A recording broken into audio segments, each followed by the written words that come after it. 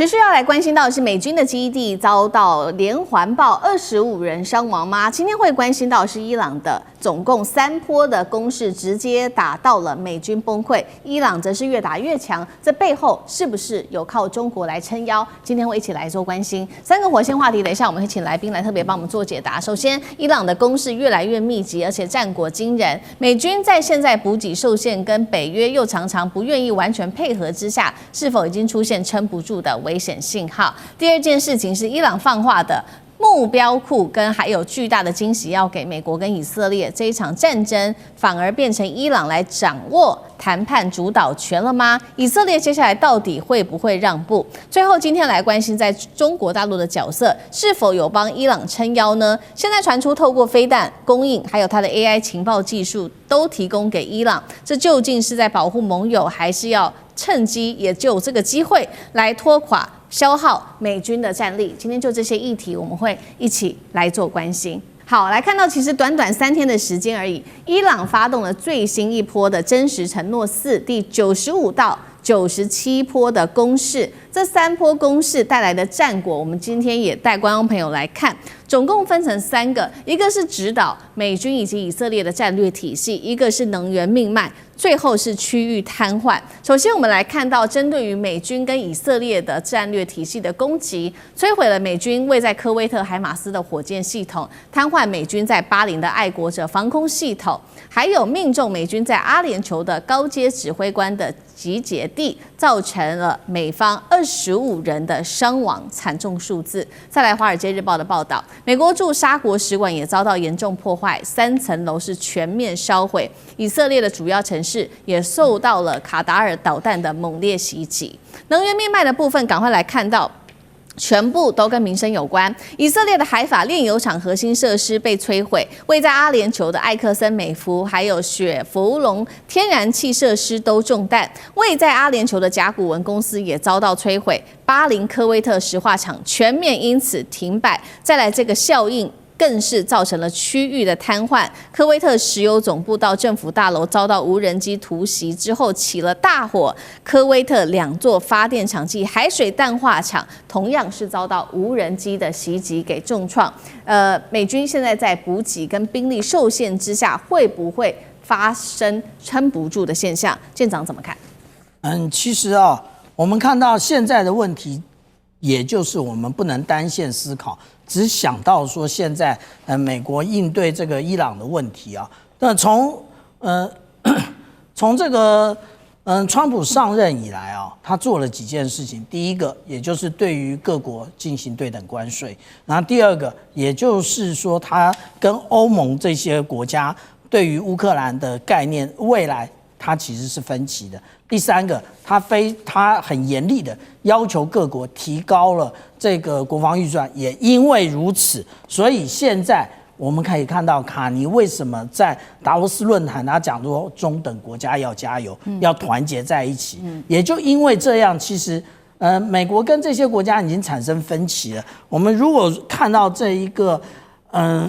川普他的一個Truth Social裡面的，其實這都是抱怨啊。他第一個他說法國不讓他去靠，那個不讓他那個飛過去，然後呢也就變成他要直飛，他要不斷的空中加油。其實空中加油也等於是你加油機又再耗油一次。那另外他也抱怨英國啊，他講英國說呢，其實以後呢那個你們可以從那個石油跟美國買。那第二個呢，他講說那個談起勇氣的話，去霍姆茲海峽把那裡佔為己有更為勇氣，更有勇氣。其實他一直在諷刺英國跟法國。但是也因為如此啊，也就是非常多的這些英美以及北約的國家的機場都不讓它使用，結果我們看到的是這個樣子啊，也就是整個從美國一直跨大西洋，那跨大西洋之後呢，它要繼續加油，然後加油之後，然後它才到達無論是約旦或者是以色列。這告訴我們什麼？也就是美國已經不是以前的美國了，它的霸權其實大家已經不同意了，所以它其實氣喘吁吁，捉襟見肘，那就是如此啊。那它另外呢，因為我們現在一直都是看往西邊看，其實我們應該要注意往東邊看，也就是美國陸戰隊的行動。美國陸戰隊呢，其實我們一開始看到的是迪利波里號，可是我們看到迪利波里號的時候，我那時候一直跟大家報告，其實它少一艘船，那也就是它少的，也就是這個2栖登陸艦。那它少了這個登陸艦，但是呢，它預備隊美軍的預備隊其實已經派出來了，也就是我們看到的全獅號的這一個第11遠征隊，它已經進入了第7艦隊的轄區了，也就是它連預備隊都派好了，所以根本不可能出現這種他不願意動兵的動武的一個狀況，而且地面戰也就是一觸即發。為什麼？因為他部隊都已經從美國的西岸運過來，而且如果我們看到昨天晚上最新的這一個《星條旗報》的報道，它的內容告訴我們說，福特號我們大家認為它還要再修12個月啊。他說他現在已經從克羅埃西亞，他恢復了作戰行動。那再加上之前我們所看到的有關於這個布希號的話，也就是他現在布希號如果不斷的前進的話，它就已經是3個航空母艦打擊群啊。另外，如果我們來看现在往東看的話，那其實我們又看到了從這個佐世保出發的，也就是拉什莫爾號。那拉什莫爾號這一艘呢，就是我剛剛講到的迪利波里號少一艘，這一艘竟然就補上來了。也就是說，他們真的是很想要打這一仗，才會有這個狀況。那這一個我們講到這種2棲的這一個船塢登陸艦，它的肚子可裝的東西非常多啊。那第一個，它可以裝氣墊登陸艇，接下來它其實可以裝這種機械登陸艇。這種機械登陸艇，它可以直接進行泛水進入它的烏艙，同樣的也可以透過艦艇手結合，直接把烏艙裡面的東西卸到這個機械登陸艇來。我們剛剛講的，無論機械登陸艇或者是這一個氣墊登陸艇，都是非常重要的這一個登陸的裝備。另外，我們不要少看了，它上面是飛行甲板。飛行甲板它可以提供魚鷹機作為一個垂直的整補，或者是人員的運輸、兵力的投送。所以我們這樣講啊，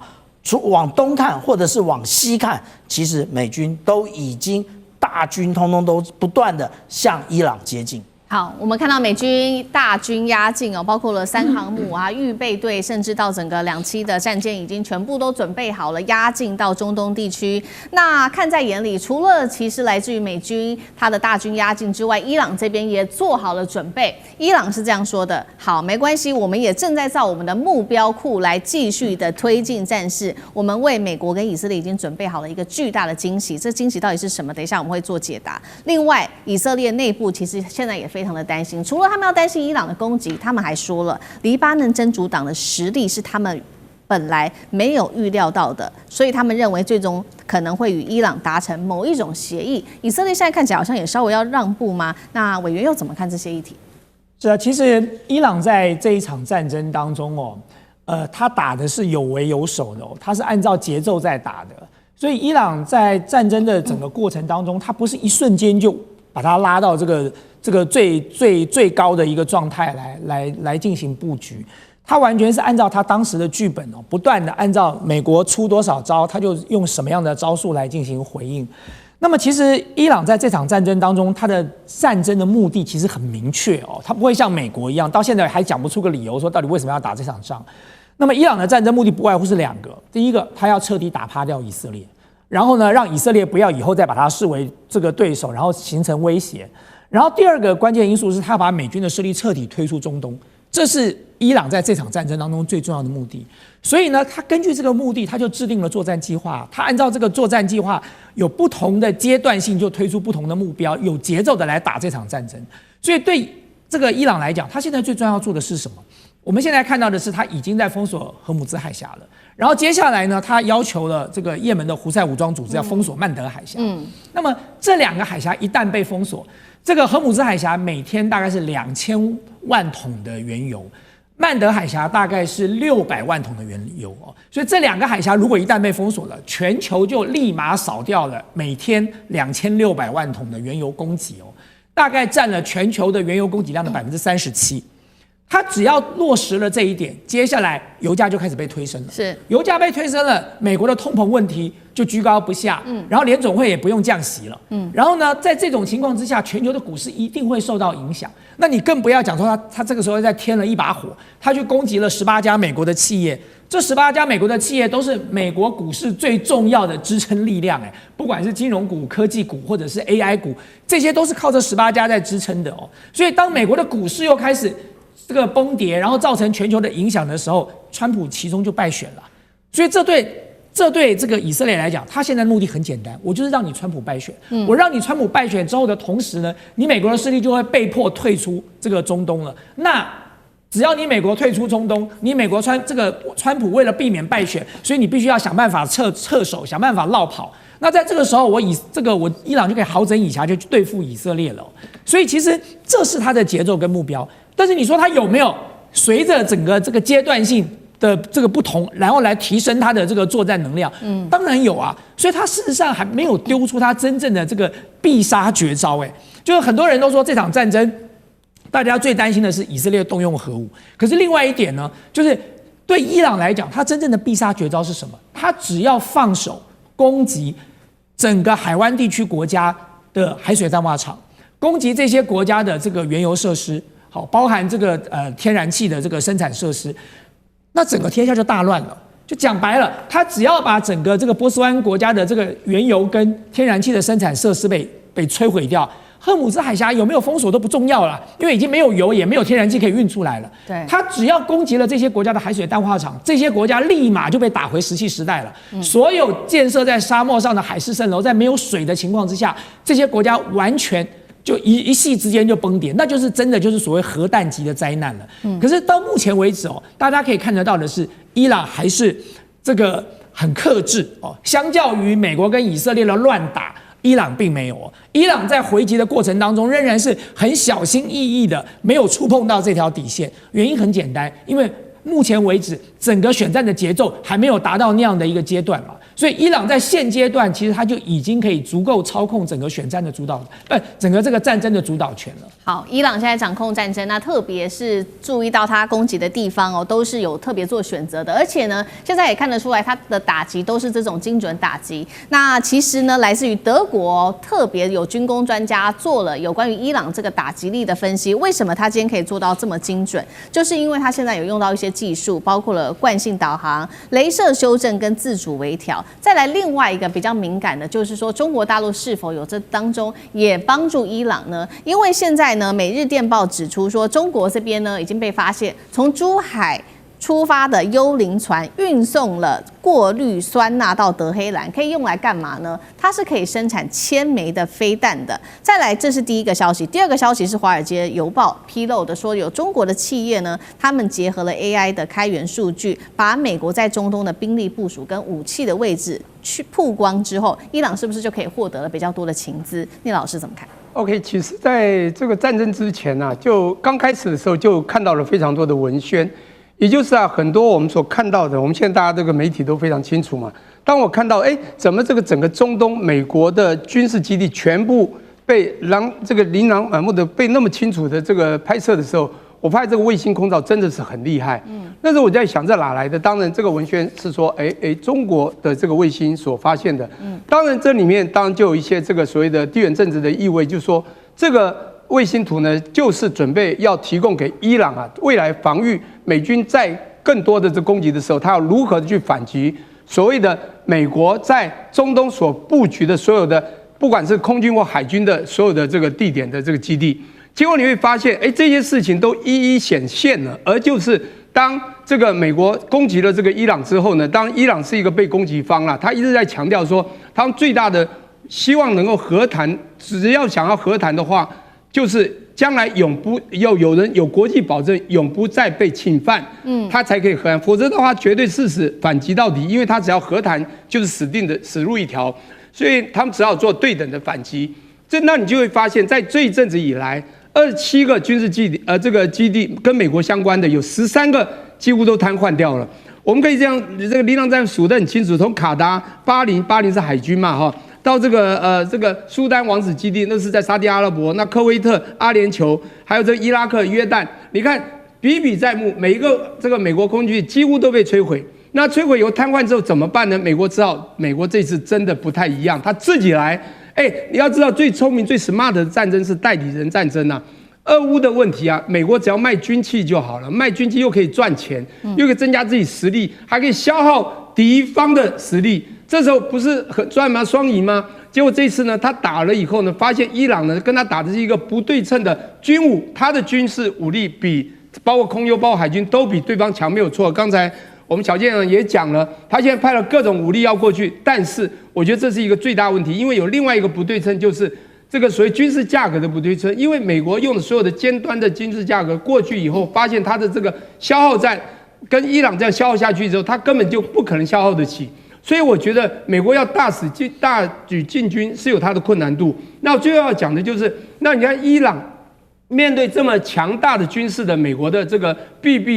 步步圍攻，他為什麼不怕呢？因為我覺得他後面多多少少有他的預作準備。因為我剛剛講過，他不反抗則死，他反抗還有生存的機會。而當然他一定會非常細膩智慧的呢，去請他能夠協助他的一些這個盟友呢，他有他的盟友啊去做支持。當然這裡面不乏就會有一些陰謀論，講到中國了。所以我剛剛講到那個所謂的衛星精準，那是在這是在攻擊的部分，還有防禦的部分。剛才也講到了那個導彈紅外線鎖定的技術，可以讓它導彈那個精準打到它飛機的這個過來就直接精準打擊到飛機。但我現在覺得未來更可怕的是中國，因為現在實力已經不可小覷啊，所以當中國呢如果把它的整個飛彈，包括它的這個原材料都用潛移默化的移到伊朗去的話，那伊朗用地鼠的戰法，也就是邊打邊造的做法，這時候美國可能再攻擊下去，對美國不但是消耗戰，甚至如果在這一戰甚至被打輸了，當然背後可能有一個支撐的一个力量。我們講說陰謀戰好，從這個中國給的一些隱形的實力好了，請問美國怎麼辦？所以我現在看到中國就是以靜制動啊。當然在這個時候呢，我覺得消耗對方的實力呢，那協助這個好像友邦的這個能力呢，好像看起來中國這個看起來沒做什麼事，好像也有。那美國如果再這樣輕舉妄動，我覺得雖然聲勢很大，那未來輸的機會反而這個越來越高。好，謝謝聶老師。那我們休息一下，馬上回來。地緣政治、美中之爭、戰略價值、強權崛起、小國生存，現在與未來洞悉事件走向，掌握世界脈動，全球觀點盡在環球大